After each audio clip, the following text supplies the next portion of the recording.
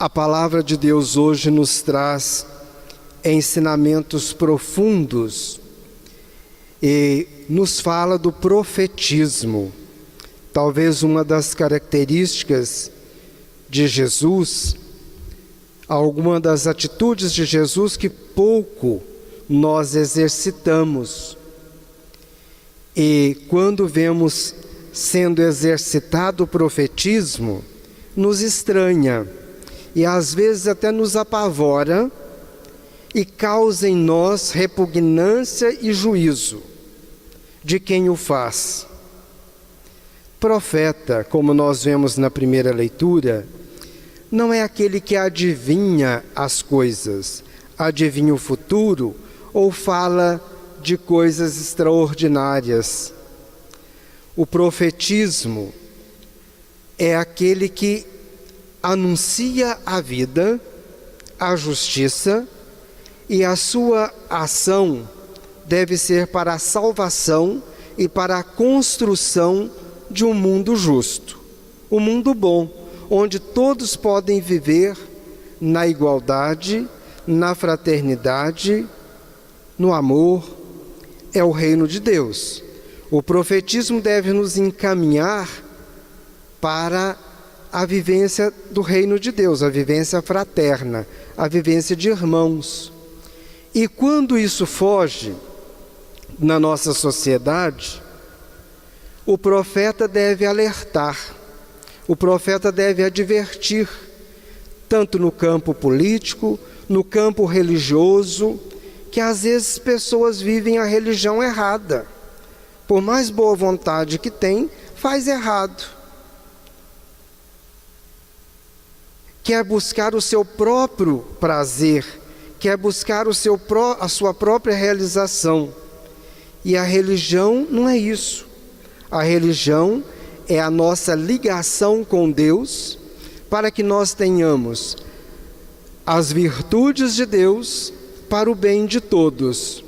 Se é só para o meu bem, não é religião, é egoísmo.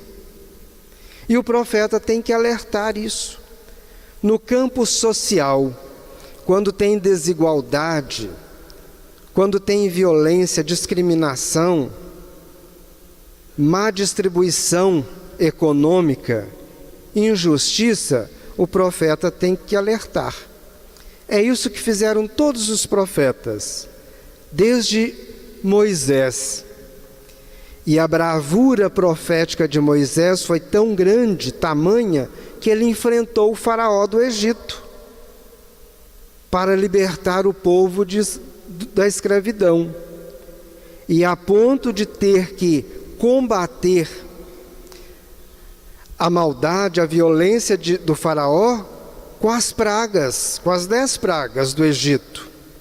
Deus estava em favor do povo oprimido e veio, pela ação profética de Moisés, interferir na vivência para que eles pudessem ser libertados.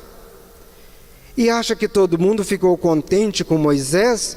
Acha que muitos discriminaram e ficaram para trás no Egito? Não quiseram seguir Moisés porque achou que ele estava errado? Esse homem é de Deus, ele só fala de política. Esse homem é de Deus, ele está travando uma luta contra o faraó. E assim nós vemos nos nossos tempos. É preciso anunciar o amor de Deus, denunciar as injustiças e buscar a paz. E todos nós que viemos aqui, o que é que nós mais desejamos? Saúde e paz. Para ter saúde precisa ter justiça. Para ter justiça precisa de ter coragem de enfrentar as coisas erradas. Na segunda leitura, talvez o texto mais difícil de compreender, porque nós podemos ficar presos ao exemplo que São Paulo dá. São Paulo vai dizer: a pessoa que se consagra a Deus, que se põe do lado de Deus, ele tem que desprezar muitas preocupações. Ele não pode ficar apegado a situações que vai dificultar a sua relação com Deus.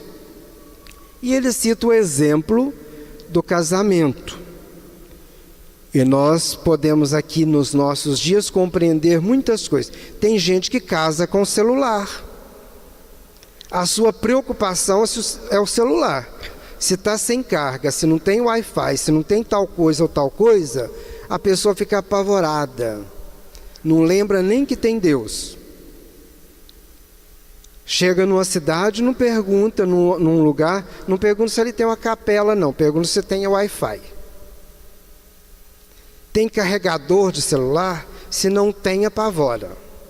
E assim, muita gente casa com carro, casa com serviço, casa com dinheiro, e a sua preocupação é aquilo.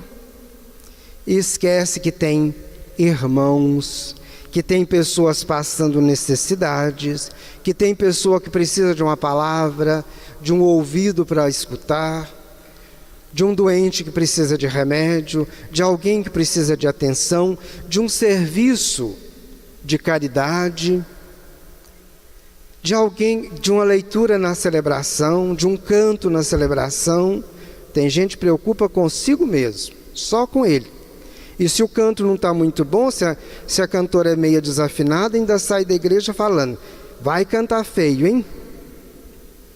Mas não é capaz de cantar uma nota musical para ajudar. Se casa consigo mesmo e se preocupa consigo mesmo. E é isso que São Paulo vai dizer. É preciso desprender das preocupações. É preciso ocupar-se com a vida e não preocupar-se com as coisas. Pois Deus preocupa com as pessoas, com as vidas. E por isso, para que nós possamos estar com Deus e Deus estar conosco, é preciso estar totalmente aberto para Ele, sem amarras, sem preocupações, mas ocupar-se em fazer o bem, ocupar-se em ajudar ao máximo.